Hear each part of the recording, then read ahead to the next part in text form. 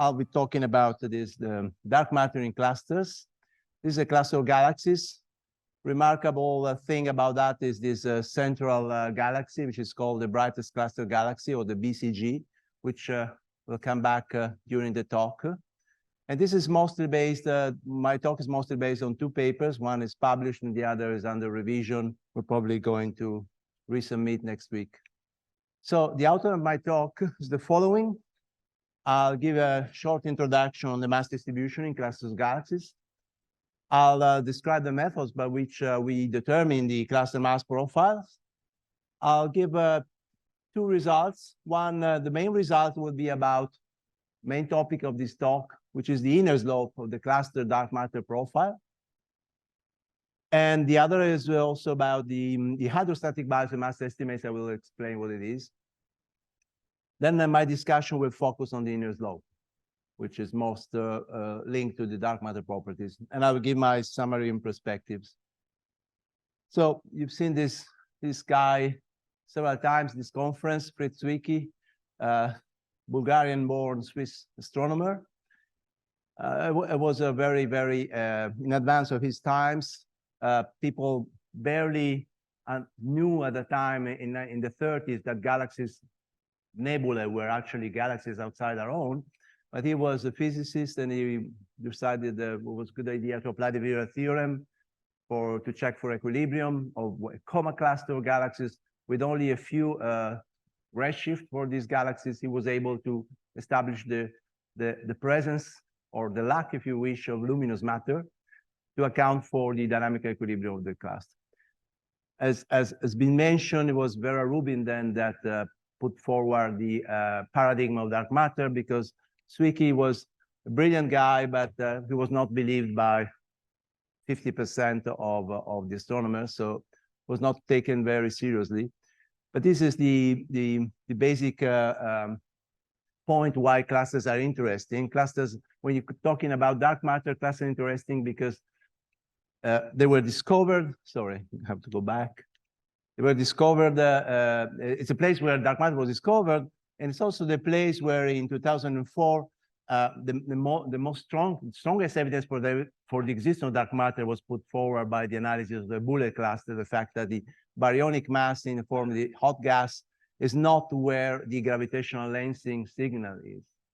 So it's difficult to account for that in a theory like modified gravity, where most of the signal for dark matter comes from baryons. Although recently there are some theories like, I don't remember how it's called, but there's some theories that are taking into account some variation of the acceleration with the density of the medium that could try to account for this kind of phenomenon. Anyway, that's just to mention that clusters are important for dark matter. If you believe dark matter is there, then clusters are basically made of dark matter for the most part. The baryons are mostly in the hot gas. And if you trust simulations, these are from Eagle, you can see how the mass profile goes as a function of radius. You can see that most of the mass in the outer parts is dark matter. But in the inner part, there is a contribution from stars. And the stars mostly come from this central galaxy, this BCG that I mentioned before. In fact, the two images I've shown are the images of the two clusters I'm going to analyze in this talk. Okay. Then back in 96, 97, Julio Navarro, Carlos Frank, and Simon White, they came out with this universal density profile, cosmological halos, using only dark matter, cold dark matter only simulations. And they found out a very simple form for this, the shape of this profile, which is universal across many sizes of halos, which goes like with a slope of -1 near the center, which is what interests me in this talk. And this is a strong claim, which in principle, since clusters are dark matter dominated, they could be the ideal place to test this idea, this theoretical finding, because the shape of their mass profile should be similar to the shape of the halo called dark matter density profile found in simulations. Now, if there is deviation from the NFW shape, then you might think that the point is that we need something different from cold dark matter. Like dark matter might be warm, or it might be collisional. For instance, could be the self-interacting dark matter. But complications arise where you put in hydrodynamic simulation, we put in the barriers.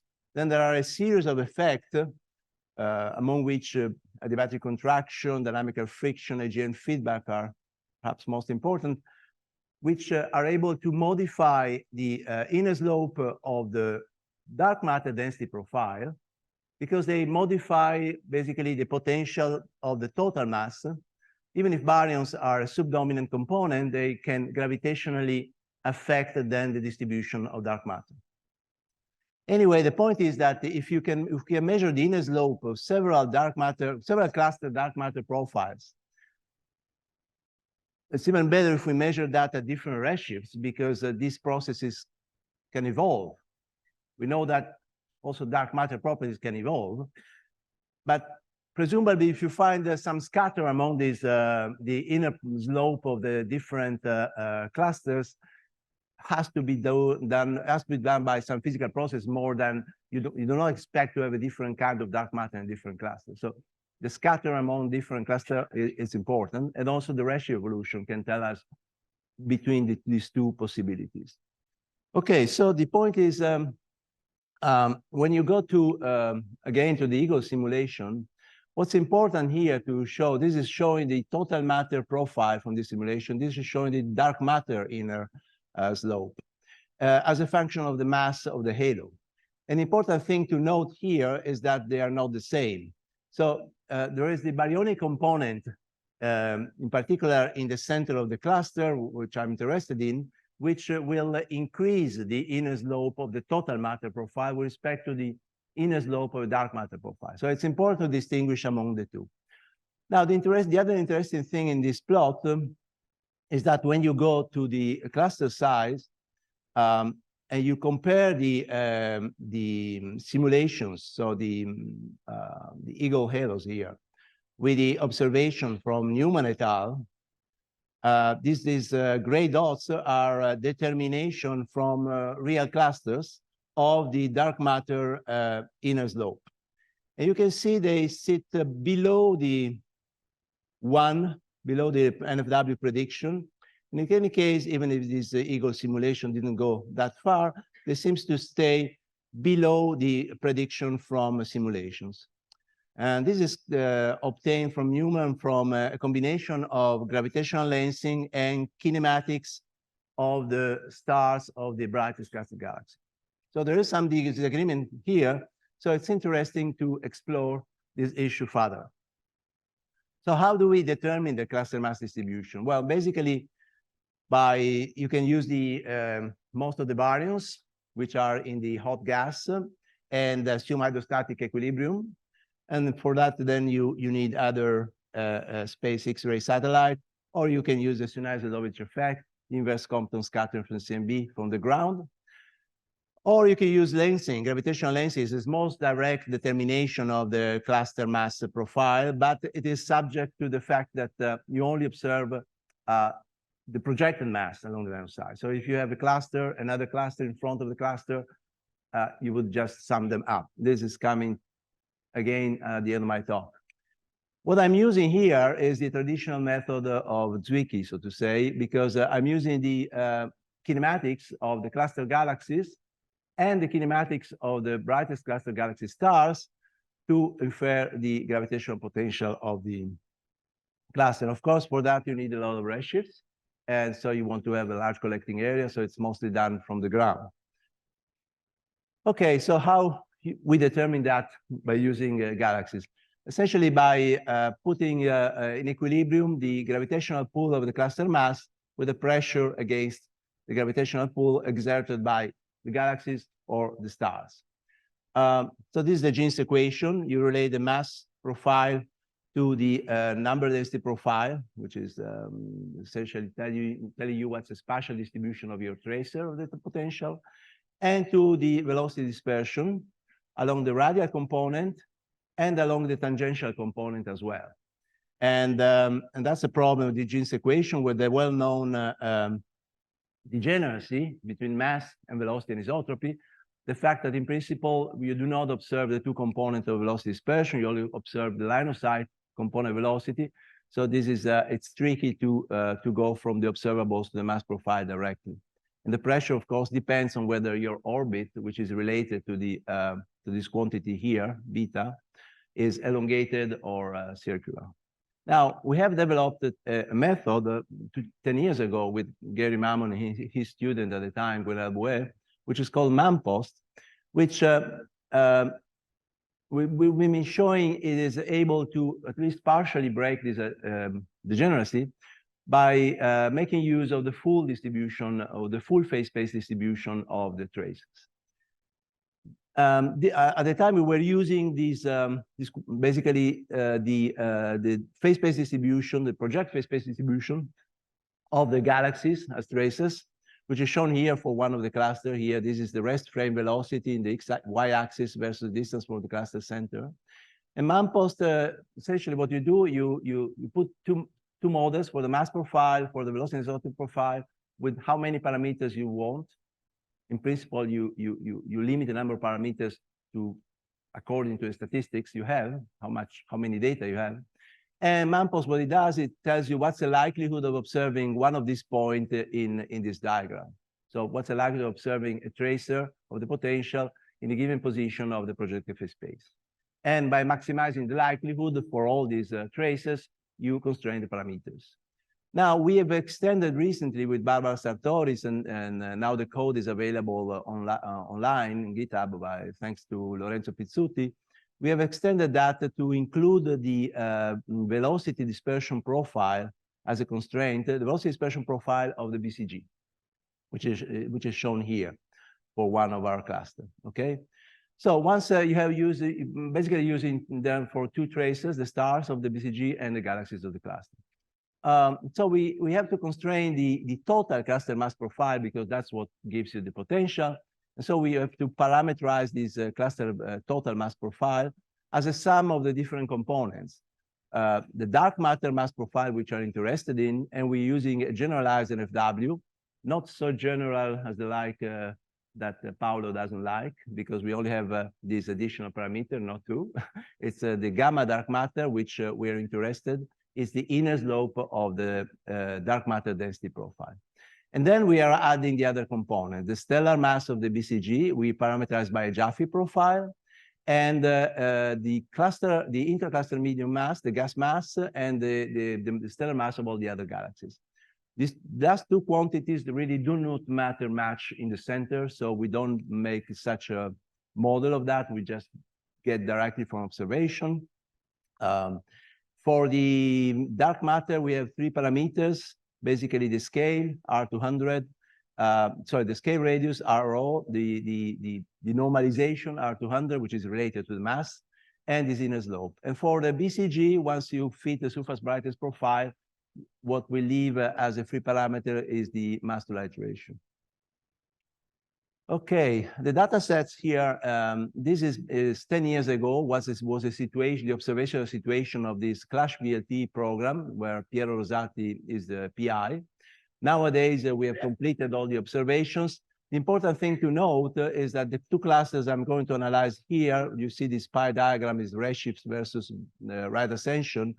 They have a lot of redshifts, in particularly, it's a combination of VMOS. Redshift VMOS is no longer there, no longer alive, but MUSE is the new spectrograph that we have been using recently to constrain in particular the inner region of the cluster, because we are interested not only in the cluster, which is indicated here by the red dots, but also by all the background galaxies, which will constrain the lensing profile very well. The team is listed here, and I just wanted to point out that Mario, he passed away in July, and he was a good friend and a major player of this thing. So the data sets are here. One of the cluster, Redshift 0.3.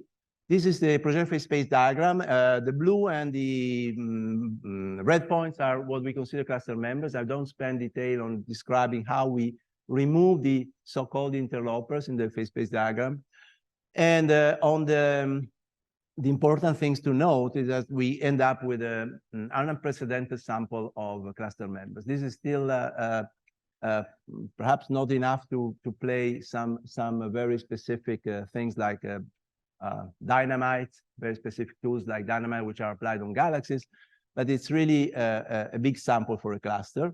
And we're using the 800 members, which are within the virial radius, within R200, because we want to assure you we use the virialized region of the cluster in the genes analysis. And then we have the BCG here, or velocity dispersion profile. And you can see how accurate our determination thanks to the Muse spectrograph, okay?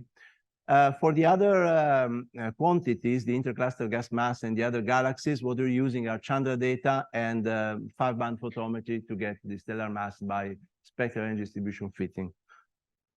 Okay, similar thing for the other cluster, except that since they are done at several years distance, the colors I'm using are different. Here, the members are in green, the uncertain members are in blue or red. And interesting here to note here is there's a foreground group up here, which will I'll come back later on about this foreground group, which is by the dynamic analysis, it is considered separated by the mean from the cluster. Okay, we have less data here, so we extend the analysis to 1.2 R200 to reach 500 value, which is canonical for the MAMPOST analysis, where MAMPOST has been tested on numerical simulations, been shown to work very well when we have 500 members. And again, the BCG image is here versus dispersion is here, okay? 1.2 R200 is still quite within the what we can consider realized region of the cluster. Okay, so I come straight to the result for the gamma dark matter of these two clusters. We're running Monte Carlo Markov chain analysis, and once we marginalize over all the other free parameters, that's the results we found for these two clusters. The constraints are better for the cluster with more data, and not unsurprisingly. And you see that gamma dark matter is basically an FW for this cluster, is 1. It's a bit less than an FW, but still consistent within 1 sigma for almost 2 sigma, sorry, for these other classes, 0.7. Okay, now once you get the best fit with the models, you're not assured that it's a good fit, okay? Because you get maximal molecular fit, tells you this is best fit, it could be completely wrong because you've chosen the wrong models. So this is to show that the fit is good. What we do, we take the solution and we project the solution in the space of observables, which in our case here is the velocity dispersion profile along the line of sight. And here we have on the left panel one cluster, on the right panel another cluster, and the left part of the plot is the velocity dispersion profile of the BCG stars, and the right part of the plot is the velocity dispersion profile of the galaxies, okay? And the model is in black, in gray here, and in green here, and you can agree with me that the fit is very good. And you may ask why there is a gap here. This is a general question I'm asked, but I won't spend time. This is not unexpected, let's say. Okay, the mass profiles. I can show you now the mass profiles of the two clusters decomposed in its components, similarly to the plot I've shown in the beginning, but the plot I've shown in the beginning was from simulation. This is from observations. And you can see that the total mass profile here in black is basically contributed by dark matter, as we expected for simulations, but the BCG contributes significantly near the center. Now, the other interesting thing is to compare, since we have also Chandra data, we have lensing data, we can compare these dynamical mass estimates with the estimates from apply the hydrostatic equation to the X-ray emitting gas, and to the estimate that we get directly from the gravitational lensing. And the comparison is done here in the projected mass, because as I said, lensing only measures the projected mass. So we have to take our spherical mass in X-ray from X-ray observation from kinematics, project it, and then we compare with the lensing, weak and strong lensing. And you can see, since you cannot tell which is which, is a good thing, because it means that there's a good agreement. Okay, there's a good agreement between the different mass profile estimates. Of course, the X-ray won't reach very near the center. Okay, and then the same thing for the other cluster. Again, the BCG dominates near the center. The dark matter dominates outside the total mass. The other two components doesn't really matter near the center. And in this plot, I'm also showing for the 3D mass, the X-ray hydrostatic mass in gray. And again, there is a good agreement, not a perfect agreement here, but that's because the cluster here is not an FW, it's not perfect in FW. So, and for the hydrostatic mass, we adopted an FW for the X-ray. So it's natural to have more mass here. Well, when you project the mass from kinematics, you can compare with the mass from strong lensing. There's a very accurate determination for this cluster, many background images. This is from Caminia, and in black is strong lensing, in green is the kinematics, and this is the ratio of the two. It's very close to 1. So again, a very good agreement, but it hasn't been so for many years, in fact, until we realized that we had to include the group mass in the kinematics estimate to compare it to the strong lensing, because the strong lensing was taking not only the cluster, but also this foreign group I showed in the beginning. But the foreign group is excluded from the dynamic analysis because they are not members of the cluster. So what we had to do is to also fit the mass profile of the group, which was a bit more difficult, and include it in the projected mass, and then the agreement comes out perfect. And we were very happy when we discovered that. Okay, next thing is, the first results I'm going to show is about this so-called hydrostatic mass bias. This is of interest for cosmologists, because was this, there is still this standing problem that the Planck-based cosmology and the cosmology that you get from cluster counts using the Szenarzy-Zeldovich cluster counts from Planck, with their mass calibrated from X-ray, they are not in agreement, okay? You will need to have these clusters much more massive than X-ray tell you. And therefore, it was introduced this, well, it was not introduced at the time, it was already there. They estimated that to reconcile these two things, you have to have a bias, which is 1 minus the ratio between the hydrostatic mass that you derive from X-ray and the true mass, which is 0.4, okay? Now, the problem is that neither simulations, which is shown here, nor observation, which are shown here, give you this strong bias, 0.4. Simulation would give you something, indicate that the bias is 0.1, 0.2, and the weighted mean that I did myself of all these compilation from Lesch et al. Gives you 0.2, okay? And the good agreement that we find with this very exquisite data set we have for these two clusters indicate that there is no real case for a strong bias like the one indicated by to get in agreement the Planck cosmology. So this is work in progress. The only slide I'm showing about that, because what we're going to do, we have more Clash VLT clusters on which we can work. And so these are only 2 clusters, but the indication I wanted to show. Now, the main point is about the inner slope of the dark matter density profile. So what I'm showing here is gamma dark matter. You know, it should be 1 according to NFW. For 2 clusters, here 2 clusters I've analyzed, and an average of 7 clusters from Newman. Now, Newman claimed this value, around 0.5. Sartoris, myself, and the Clash collaboration, we found this value very close to 1. And the latest result indicate a value below 1. But if you look at the spread that you find in the gamma dark matter values from the Sea Eagle simulations, you don't have to expect all the cluster to be exactly at around, have a gamma dark matter around 1. This is a spread in the results of their simulation, He et al. And you can see that our value actually is within the spread, okay?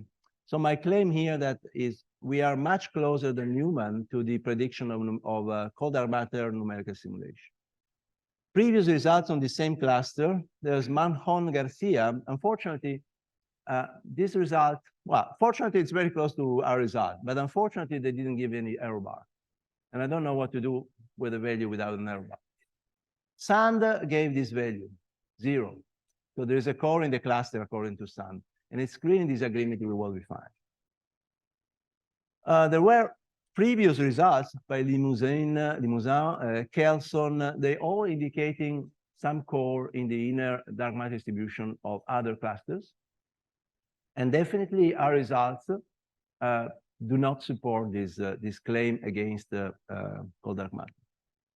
Okay, more in detail, this is from He et al., where I added 3 points here. There are 2 results here in green. The points from Sand here in yellow. The points from Newman are in orange, and the simulation are in blue and red. Doesn't matter which one you look, they're very similar, right? And what you see clearly again is that there is this discrepancy between simulations and the results from Newman, but there's no discrepancy with our results.